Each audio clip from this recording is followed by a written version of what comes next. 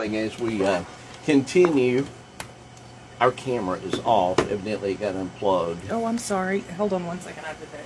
We'll take a quick break. When we come back, we'll find out what's happening in the county. But first to the roadways and Commander Chuck. Okay, you're in.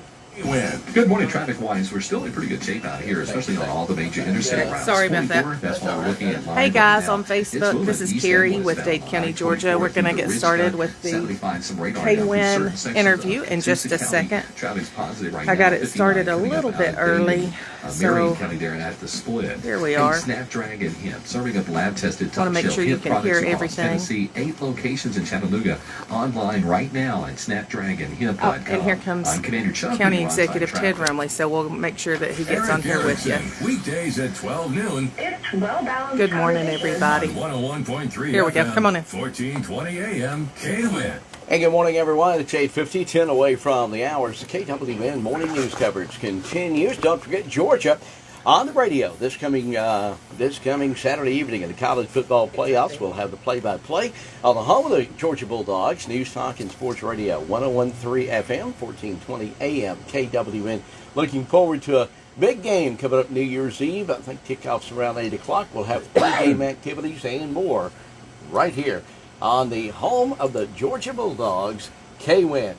It is now about 10 minutes before the top of the hour.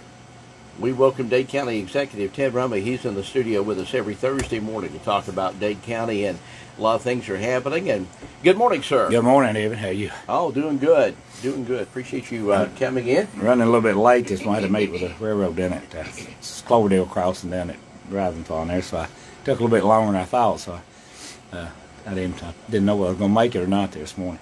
Well, we appreciate you being here. A lot of things. I know there was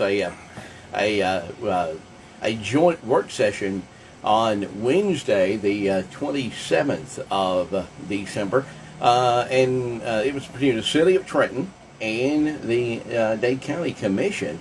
A lot of things discussed yesterday about two potential projects that have been basically on the radar for a lot of years, and y'all seem to have put some movement together for both of those projects. Yeah, it was a good meeting. We had it lasted. Pretty lengthy, but there was a lot of questions asked, a lot of questions answered, and we've agreed on the location of the building for the elections, and they've actually all their commission, all our commission there. So we agreed it needs to be built down there where the not full fields, but our park's at, right across from where the swimming pool and all that there by the old depot on that lot. Look at my phone down here, and I'm sorry about that. And we agreed to go ahead and let our attorneys get started on the property as far as exchanging the property. We will own the property and the building, and we'll build a building, and they'll give them rights to actually have their elections. From now on, we'll do an agreement, intergovernmental agreement. Whereas now, they are paying, our people and paying our elections people to hold that election, and they will be out of that expense will not happen anymore. So it'll be a good thing, And we're looking, the Board of Elections will be moving as quick as this new building is built. It's going to be built. I guess just to the east of the Trenton Civic Center. That's right. Between there and the railroad is where that's yes. going to be done. And all the voting, they'll be able to keep all their machines in there. Everything will be in one big building, and they'll have their offices that they man every day there, and then they'll be able to vote. The actual, from what I understand right now, it was kind of through back and forth, but we hope to build a building large enough. That's where the city will have their elections. They'll have like when they have a city election, and also that'll be where all early voting will take place. Will be in that building, just like it is in the commission office. And of course, on voting day, the machines will be moved out to the precincts as always. So nothing really changes except for the locations of everything. I know that you'll talk about that. You talked about the animal animal shelter, and it looks like that y'all basically on that too decided it was going to be down the road in behind the transfer station, and that will be a city-county effort together as well, building that. That's right. We got a good piece of property there that we'll improve that road going down through there by where the transfer station's at, and we have sewer, have water there, and it'll be a good location, centrally located, and we've actually we did agree on kind of the site.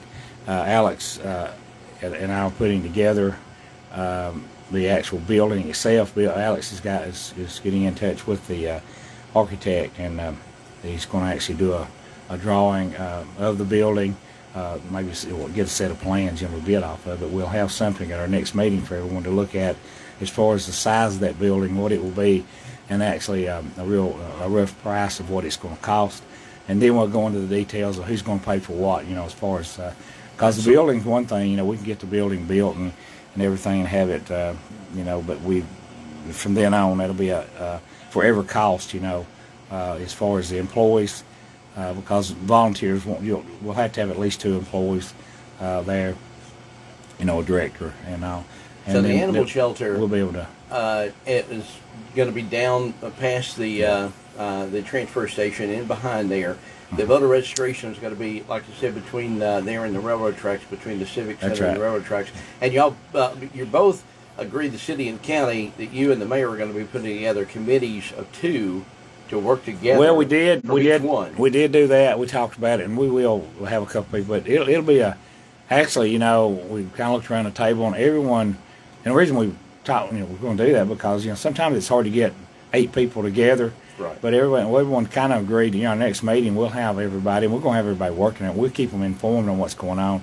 But we'll do the actual, I guess you call it the footwork, and get things put together, kind of, to present back to that group, our group, which is the 2 governing agencies. Be able to do that. And you also, of course, there was no voting going on. You had to do all this and it was a called work session between the 2, so the public was there, the media was there. Oh yeah. But you couldn't actually vote because it wasn't able to do that. But you did agree that April the 1st that the projects would basically start. You wanted to be able to at least try to put a shovel in the ground by April the 1st. Well, yeah, when the weather breaks, or maybe even before, if it's, we've had some crazy weather here lately, but if we have a mild winter and the ground is where we'll go ahead and we can, once we get the building size and get, the layout of what we actually are building, then you can build the pad, and hopefully we can do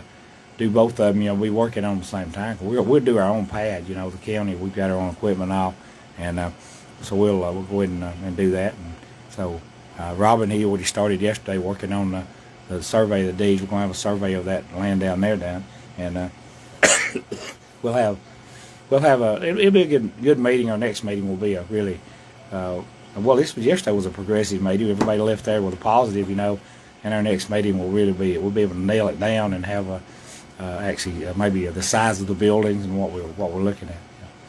Well, I know we got a couple of minutes here. Anything else? I mean, that was those 2 projects have been on the planning stages for a good while, so it was good to see those actually get some traction and some dates to be able to get things done for both the animal shelter and the Board of Elections. Well, the other thing, we had I really didn't realize it was going to be that many people and actually that important to attend this, but I went over to. They named this street after Jeff Mullis over in Chickamauga, and we went over there. Was that Monday? Tuesday, I think. It was Tuesday. And Robert went, and myself, and I didn't realize the people that were going to be there, but we had a lot of people from senators. There's a lot of state commissioners and senators from all over the state. Yeah, the key person though that I was glad to see, because I keep in touch with him regularly. He's really a friend of mine. I've known him since Old Bridge building days and LJ and all, and now he's commissioner over all the Department of Transportation. He's the man. He can't go any higher in the Department of Transportation, and Russell McMurray was there, and he came up. I didn't even realize he was going to be there and speak, and he came up and hit me on the shoulder and the back, and I thought, well, who's that? And I looked around. So that was worth right there itself going, because we had a really good conversation, and he let me know how much he appreciates Dade County trying to do, all they can before they come to them for money. He knows that, and he more or less told me, he said, and we've always been this way, if we get in need, he's the man to go to. I mean, he can make it happen. So it was worth going, and it was good, that they named that. Standing room only crowd. Yeah, it was a lot of people there, but out of all of it, the senators and all, he was the one that was really, to me, most importantly, that I went because it benefited the county a lot, and it makes you feel good to know that how they feel about you there, because that's an important thing. And he came up to basically to speak on behalf of Senator Mullis. Mullis, that's right. Yeah. Well, real quickly, your phone number as we wrap things up here. It's 423-667-8999, and 657-4625 is our office number. And as always, you can give me a call, and all of our commissioners are the same. You can give them a call. Their numbers are posted online. So just if we can do anything for you, just give us a call. We'll try to do everything we can to help you.